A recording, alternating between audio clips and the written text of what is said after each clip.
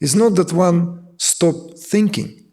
Everyone thinks. The most realized person, the most extraordinary sage, has thoughts. She, he thinks. But the difference is that the discriminating power of intellect is now so sharp, it doesn't allow the thought to interfere.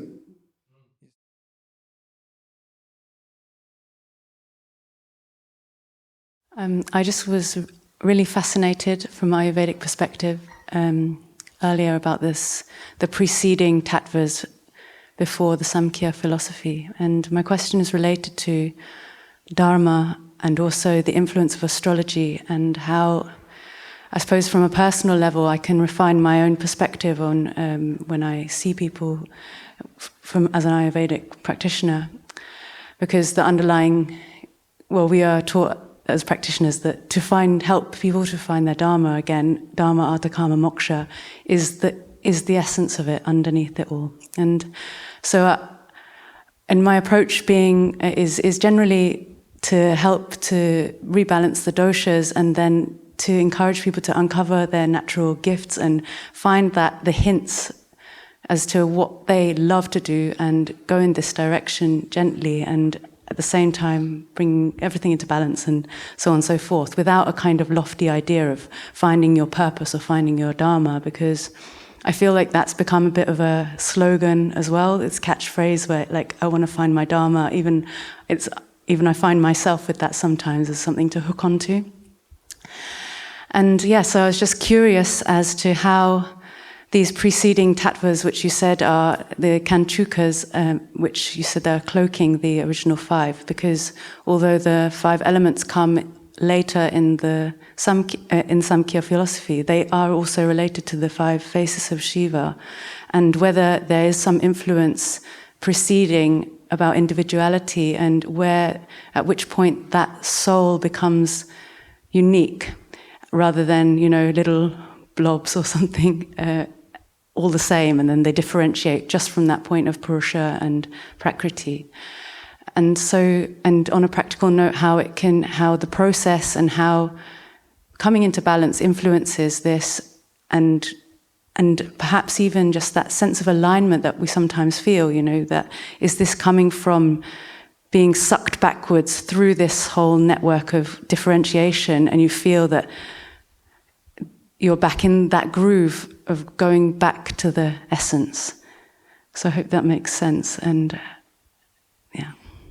Yes, of course it does. And also just maybe before we go into what checks here the variety, what's responsible here for differences, why all of us are unique, perhaps it would be good to mention that this particular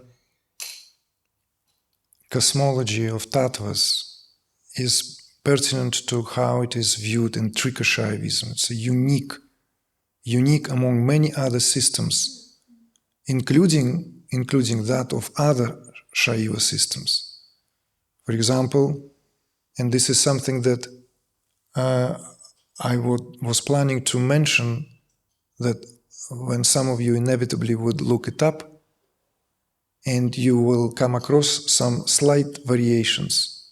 And these slight variations may cause confusion, so let's iron that out. So like, for instance, in Shaiva Siddhanta, which was a system flourished in India around the same time as the formation of Trika Shaivism, but was critiqued and quite severely by Abhinavagupta and his, let's say, lineages of masters. Shaiva Siddhanta is a dualistic system. They also operate with 36 tattvas. So all Shaivite systems operate with 36 tattvas as opposed to 25 of the classical Samkhya. The Samkhya, as has been mentioned, begins with Purusha and Prakriti. Begins with. They can be graphically, and we will do that. I'm preparing some diagrams for you to kind of see, because some of them are very visual and immediate. So they would be positioned like this, in parallel to each other. If they will be enumerated, of course, they will be Purusha, Prakriti, and the list will go down to the 25 Tattvas, right? So Purusha will be the first Tattva. But graphically, they will be often represented in parallel. Purusha, Prakriti. So this is where the Tattvas proceed from in the Samkhya philosophy, in the Samkhya system, right? Which is the basis of Ayurveda and so on. So this is where Kashmir Shaivism, right, the Shaivite system, builds the Tattvas up to 36, above. With the difference is that Purusha belongs to Tattvas known as Shuddha Ashuddhas, the psychic Tattvas. Whereas Prakriti, as will become clearer, begins the order of Ashuddha Tattvas, the Tattvas of the physical world. So from there on, in a way, what we've done up to today, from there on, everything will be then more or less in alignment with how it is viewed in Samkhya philosophy. So this is also one of the features of Kashmir Shaivism or Trika Shaivism, is that it simply did not see the need to get rid of what worked. There is this utilitarian approach that even if you read scholars, they agree that what I'm saying now is not a frivolous assessment. There is this utilitarian approach. Oh, it works. We're going to incorporate that. We've talked about it in some other programs, how they also incorporate the iconography of colors. They are directly derivative from the Samkhya, and even the way the gunas are being here distributed. But when you delve into the teachings of Trika Shaivism, you will see how everything gains its own unique view, unique perspective. Samkhya, let's not forget, is dualistic.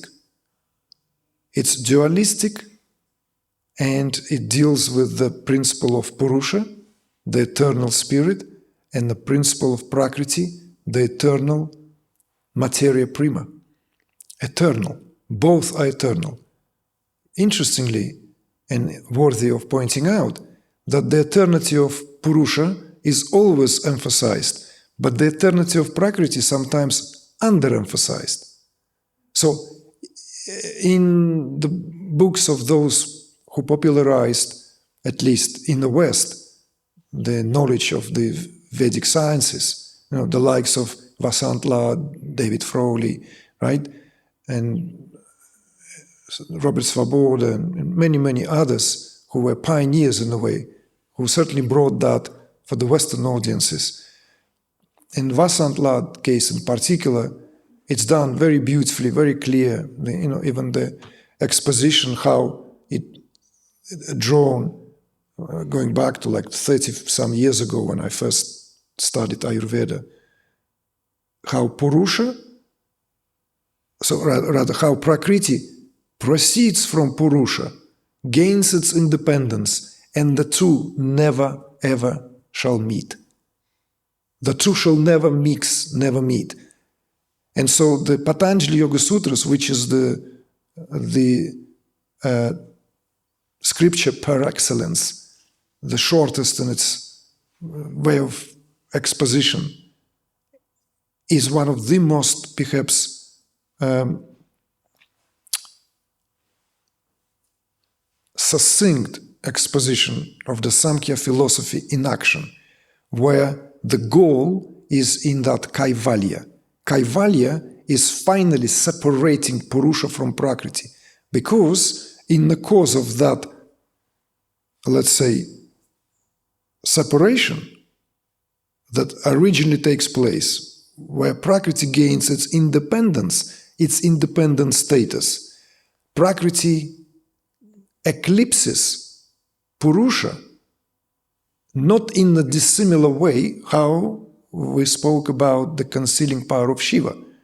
But let's hold that for a moment. And so the Prakriti then is in charge. it has its operating powers, right? The gunas, it has all that what Prakriti is known for, instruments of knowledge, perception, everything, right? And of course the Mahabhutas, which goes to the formation of the material world, as well as the formation of what then be possible to diagnose, deal, and prevent, right? And keep the balance, because the doshas are simply mixture of the pure elements. Elements themselves are always pure. Soon as they mix, they become doshas. So the job, as far as the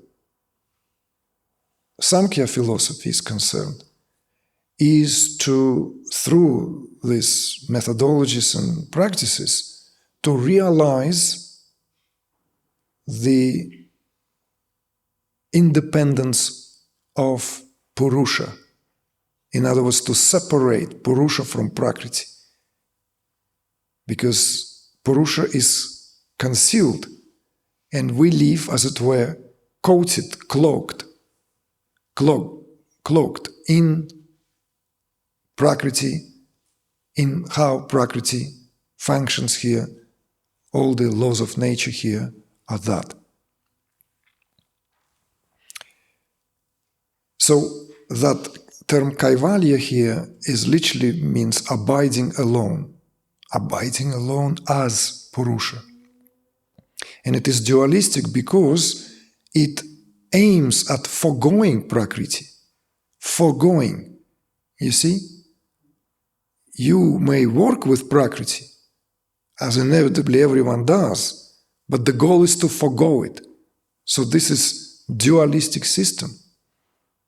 Of course, being part of the darshanas, and all the darshanas, the 6 systems of Indian philosophy, they come in pairs, right? So there is a reason why it's dualistic, because that dualism inherent to Samkhya would be overcome later through karma mimamsa and finalized in Vedanta, right? This is as far as the classical systems. So going back again now, in fact that Shaivites incorporated Samkhya, they incorporated Samkhya simply because its usefulness of the way how it dealt with the aggregates, right? Antakarana, right? The whole thing of the buddhi, ahamkara, manas, and all the indriyas. All this was just simply useful. Why to reinvent the wheel? Why, like, bicycle works. Let's build on it, let's build our sophisticated system. These blocks work, like 10 temples built in antiquity, right? In Rome. Oh, this used to belong to the temple to the Poseidon. It will now belong to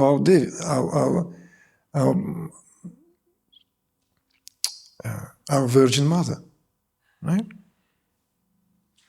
The block of slab was part of the temple built for Poseidon, right? For Zeus, for whoever. We'll use that now, reuse it, recycle it. That's what I mean. But here is one have to be very clear not to get sort of mixed up. And this is, of course, from day one. And I could be also blamed by having quite an eclectic and frivolous, even, I would say, use of Sanskrit terms in discourses, even though the umbrella is always Kashmir Shaivism in terms of its creme de la creme. And then there would be plenty of examples with borrowed from the classical system, going back to when I also learned all this, yoga and Ayurveda and everything. Sometimes it was easier, and whenever people come from the backgrounds where they're more familiar with that, because it's more popularized. Kashmir Shaivism is still considered to be like known to those in the know. It's becoming progressively popular since the last, I would say, maybe 15 years, the last 10 years in particular, has seen great rise of interest towards Kashmir Shaivism. But there are a lot of unique aspects, the way it even views, so to begin with, this is a true Advaita. True Advaita. There are even scholars who postulate and propose that even the Vedanta suffers, depending on how this is approached, to the possibility of inherent dualism on a subtle level. Why? Because that, Jagat Mithya, Brahman, like in that 3 lines, that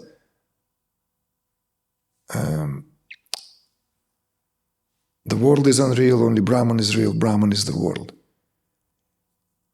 In that line that the world is unreal, only Brahman is real, the position of the world is refuted. And the 3rd line, the world is Brahman, or Brahman is the world, right? Some say it reconciles the paradox, but for others the paradox is open to interpretation. So there were always these interpretations of how the world sits in relation to Brahman. And the widespread or more popular understanding, even among scholars, is that the entire world of what we now share, right, partake in, is a grand appearance.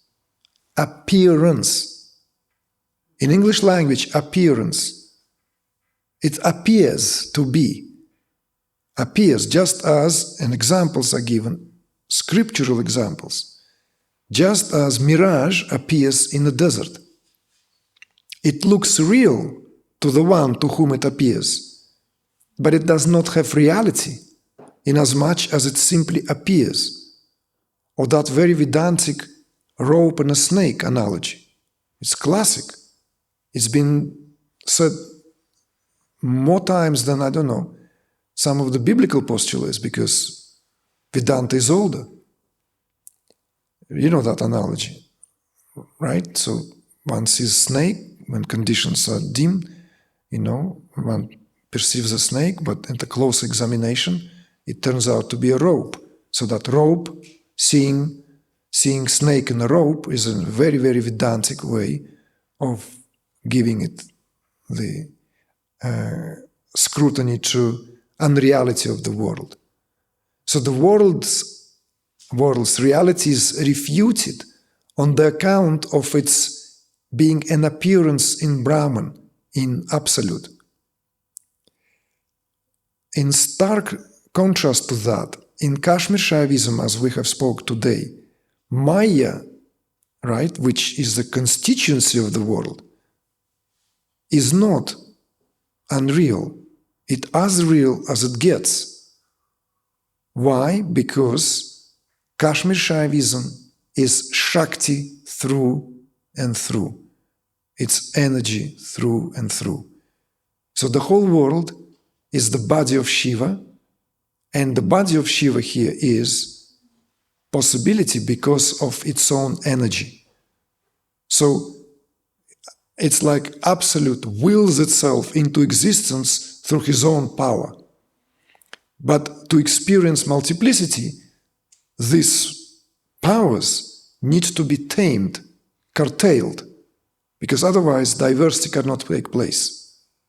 So this measuring quality of Absolute, measuring quality of Shiva, is his Maya Shakti. And so Maya Shakti operates with these coverings, kanchukas. But it's real. At no point it becomes unreal. And that's the key difference. So some scholars, therefore, have been given re-evaluation of purportedly, supposedly, Advaita Vedanta, suggesting that there is traces of duality, almost transported from Samkhya. You see? And it then depends on the elucidation by its exponents in terms of the teachers, acharyas, and so forth, who would be able to, let's say, reconcile that paradox or leave that paradox unanswered, which basically leaves the room for speculation always, or indeed, create the possibility that this unreality of the world is indeed that what would, effectively speaking, make Vedanta not truly monistic. Why? Because it doesn't reconcile this experience of being in this world. You see? Of course, there are reasons for that, and we spoke about the reasons. Reasons is to reinstall the monastic way of life. Adi Shankara was the greatest monk of his time. He was not a householder. Abhinavagupta was. And not only that, his job was colossal. Like, historically speaking, it's colossal what he had to achieve. Like, if you look into, gosh, he had to, like, through the philosophical discourse, destroy any remnants of Mahayana and Madhyamika Buddhist remnants of Buddhism in India, to drive them out at the level of the discourse, right? He had to establish 4 principal centers, maths, north, south, east, and west of India, where these teachings, the term Shankaracharya is going all the way back to Shankara, right? So his postulates on Advaita Vedanta are understandable because they were in service of making sure monastic life continues and thrives. For the monk, for the renunciate, philosophical platform has to be such that he or she, well, actually only he, because ladies were not allowed. This is one key difference between tantras and classical Indian way of life. Women were not allowed into this knowledge to begin with. But there were some exceptions. Let's leave this for separate, let's say, talk. So it had to be philosophy in service of the youth who checks in to the path of renunciation, that they're not missing anything in this life.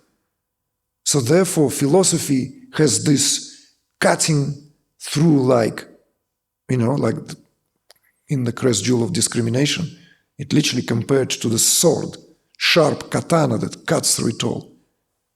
It's to show the young to be renunciate, that indeed, living this world, you do not miss nothing. You are not anchoring yourself in this epiphenomena. Brahman is your goal. I always take off my hat for this kind of, this is, people think, no. Greatest respect to this. It's an extraordinary path, path of renunciation. But it does not serve householder in a bit. And of course, this is where it goes into a jungle when this philosophy transported, this we keep talking about, into the Western soil, where there's no monastic life whatsoever. And we all are here like bumping into each other and, have to take care of business. So to me, from get-going, it was Kashmir Shaivism or bust. So this is very clear, you see? In Kashmir Shaivism, in a way, renunciation is an oxymoron, because you can't renounce Shakti. So you see how beautifully it's squared here. The job is done here, the job is done here. It's what the necessity of time, what fulfills the purpose. So I'm not sure how you build your question further there, but you talked about this, right? Maybe you can, Yeah, the question was about the level that we become individuals. Yes, okay, and that's and right, how yeah. this also, how the influence of astrology as well. So which level that is at, and how it's helpful for us to know this on a practical level, and through the process, and also if Ayurveda influences this at all, and the reversal journey back to Yes. the source. Yes. So, well, let's just be clear here. So, if one is attentive, sooner or later one will realize that everything will fall into the category of Anavapaya, all these Vedic sciences. They will, because they are tailored to individual. So they are tailored to individual, they got to be Anavapaya. They got to be inferior means. It's because we consider ourselves individuals. So therefore, of course, their value in terms of therapy, in terms of propping life, is invaluable. Okay, full stop. But if we are to speak here about the goal, and the goal here being pronounced by both the proponents of this and the proponents of that philosophical esoteric perspective, whether you are enunciate or householder, realized your essence. So in terms of realization of your essence, sooner or later you have to rise to the level of Shaktupaya, at least. And from there work your way up to where that principle of Shambhu would apply. So, in other words, at that level, right, when level of Shambhavupaya, it's a thought-free state. Methodologies are useless there. They have no use. Absolutely doesn't matter what you come up with. Okay? It makes no difference whatsoever. So, but going like just to make sure we don't leave that question on the individuality unanswered. The principle responsible for uniqueness is known as ahamkara. So ahamkara obviously is a tattva. So in the antakarana, this sequence is in such order as buddhi, ahamkara, manas, or intellect, ego, or principle of individuality, and then mind, and then the body conglomerate, right? So the ahamkara is that principle which is responsible for the individuation at the cosmic level of the cosmic principle, and at the individual level of each and every one of us. It's that same principle here in action. So the individuality and uniqueness is due to the ahamkara.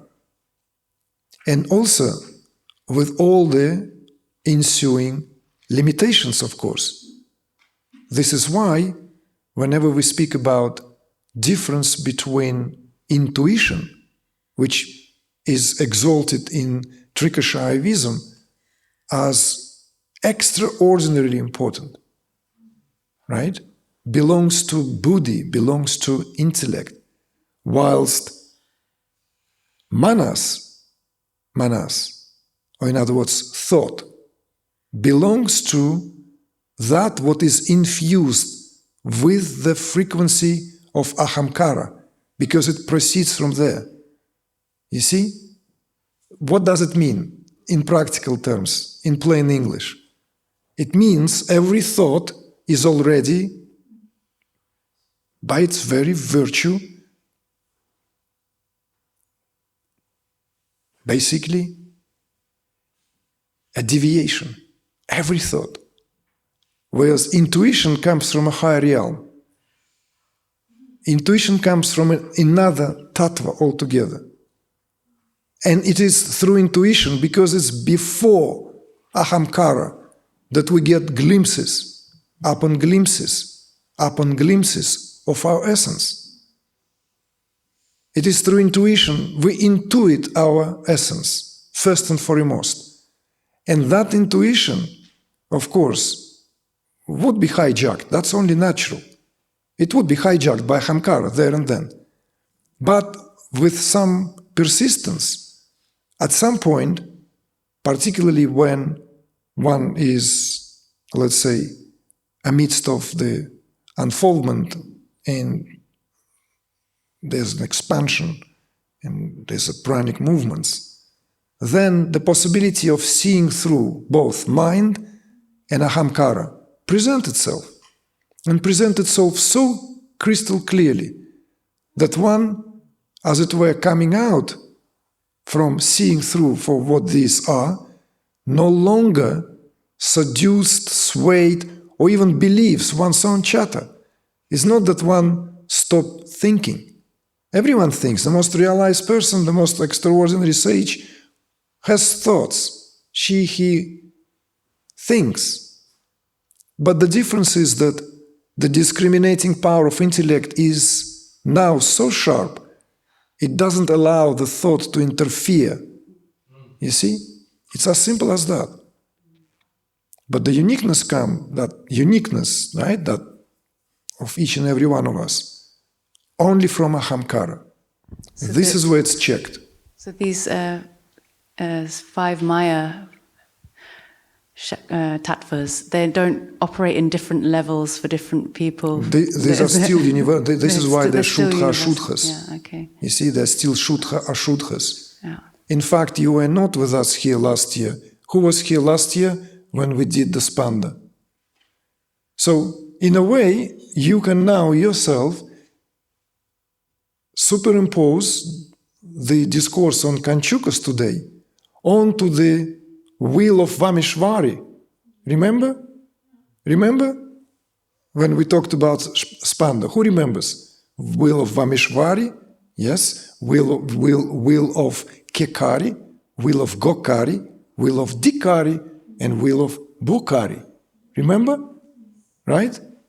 Remember when we said that it's at the level of the wheel of Vamishvari, all Kanchukas or coverings. We didn't use the word Kanchukas then. We use the term coverings. So in other words, okay, because the microphone, anyway. We'll do it tomorrow maybe. We'll do it tomorrow. We'll do the chart with this kind of like eye overview with concentric wheels.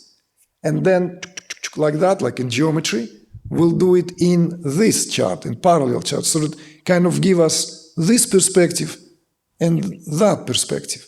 But this is what, if you superimpose the system, that whole tattvas in terms of the coverings onto what we spoke about, you will see how in relation to the doctrine of Spanda, which is Shakti through and through, right?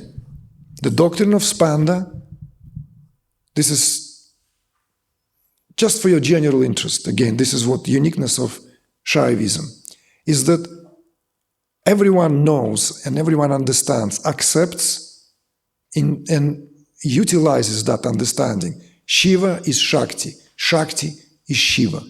1 and 2, 2 in 1. Okay? So, but then what happens is very interesting.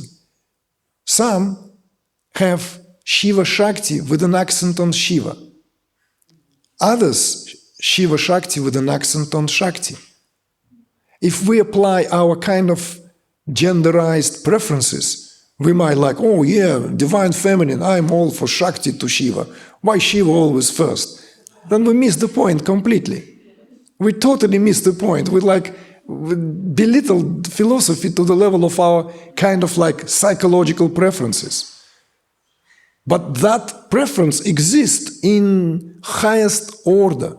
So Ksemaraja's reading of the glosses on the Spanda Karikas, which served for us as the blueprint for the course of Spanda, wasn't a course actually, it was a series of discourses which we decided to turn into a course.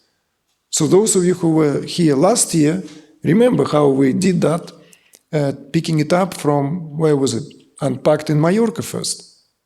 right? We started in Mallorca and we moved on from there to here, and we gave that concentric overview. That's, it's all based, the whole doctrine of Spanda, right? The doctrine of vibration is based on these concentric wheels of energy.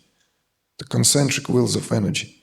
Now we're viewing Tattvas, and this is a bit more graphic, a bit more chart-like, right? It's kind of has this sequence of unfoldment. But this is what I thought to bring to your awareness, that these Kanchukas contained within the wheel of Vamishvari, where that absolute power is being covered by Shakti. You see? So like just for you, like Abhinavagupta was, his discourse is more from Shiva, right? Although Shakti probably used more times if you actually go through the text. His whole Tantra Loka has that Shiva point of view perspective. And his chief disciple, Ksemaraja, is more like Shakta-based perspective. But it's like, it's, two sides of the same medal. It's the same medal. Gold through and through. Which side you prefer? That's all. But you're talking about the same thing. So, please, where are we with this all?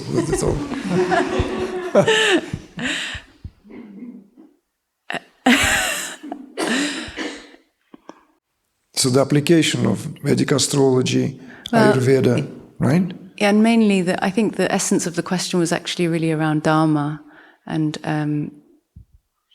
your view on it, in a way, just very simply put. Maybe I overcomplicated it.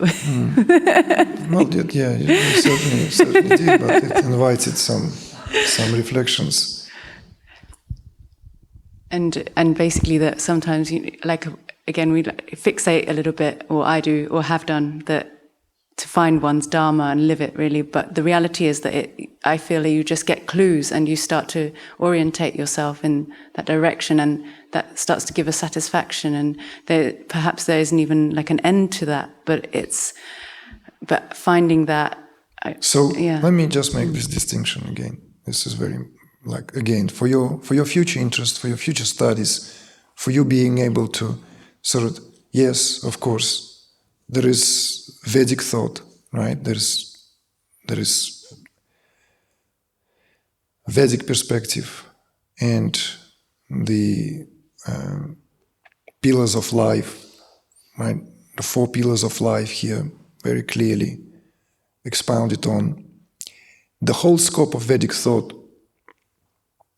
and all the associated with it literature, all the Shrutis and all the Smritis,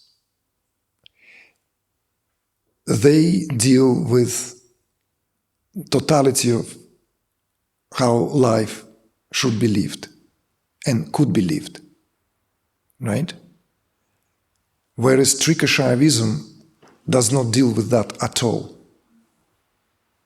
All tantras, effectively speaking, are expositions.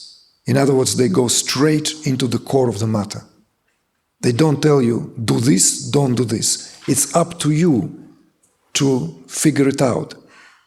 Up to anyone, up to everyone. So therefore, maybe why it remained for so long in the domain of only lovers of truth, those who were interested. It's interesting how Muktananda made complete U-turn. U-turn, not the right term. Complete switch. All his life he taught from the perspective of kind of like basics of Hinduism, which is all Vedantic, right? Vedic-based and Vedantic. All his discourses. Just read Muktananda, Eli Muktananda, all his books. And then this sudden radical departure. And from there on till the very last breath, he was only expounding the teachings of Kashmir Shaivism. He was already renowned in India and outside of India. Renowned.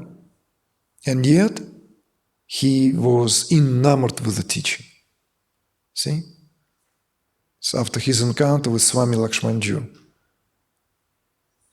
I don't want to go now into this because it will take us a really long time, because the importance of the Kashmir Shaivism in terms of how it influenced some of the greatest teachings of Indian sages, even of our time. But to this Dharma. So therefore, there is no such thing. You would not find injunctions. Veda is full of injunctions. You see? And of course, Kashmir Shaivism incorporates a lot from, for example, Atharva Veda, right? A lot. But much less from Yajur Veda. But from Atharva Veda a lot, because that's where all the tantras, all the tantric, because the Atharva Vedas are older.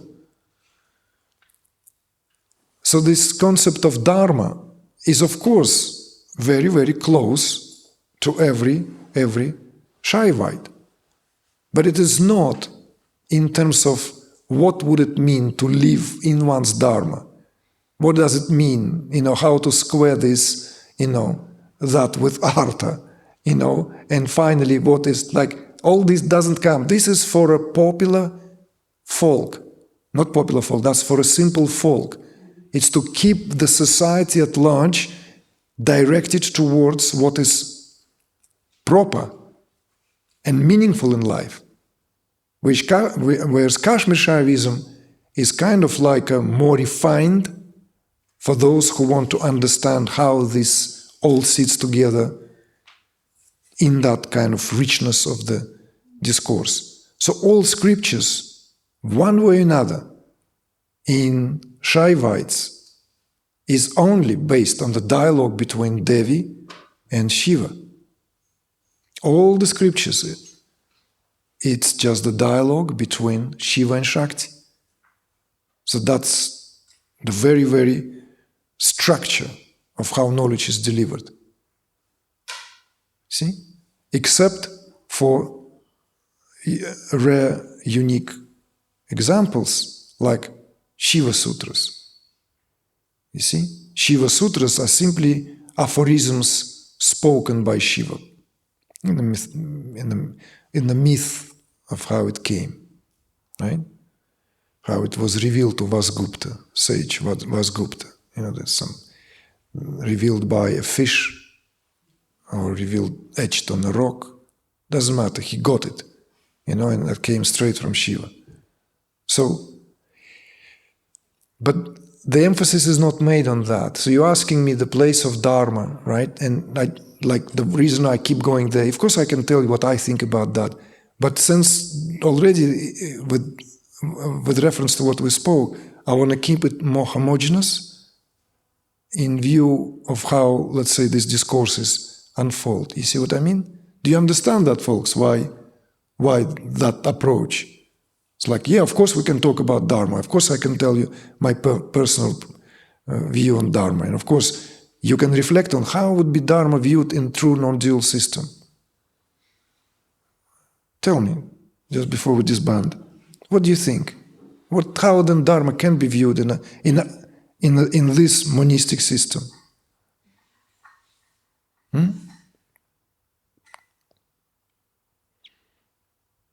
Everyone freaking does whatever they do anyway, because that's no other agency.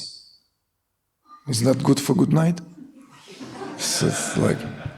So you see, so what is liberating? For some, they need to just smell the coffee, get your butt together, get your act together, do this, do that. Absolutely. But once you utter it, at some point, understanding everything is as it is, not because of my liking, disliking, wanting. No. There's a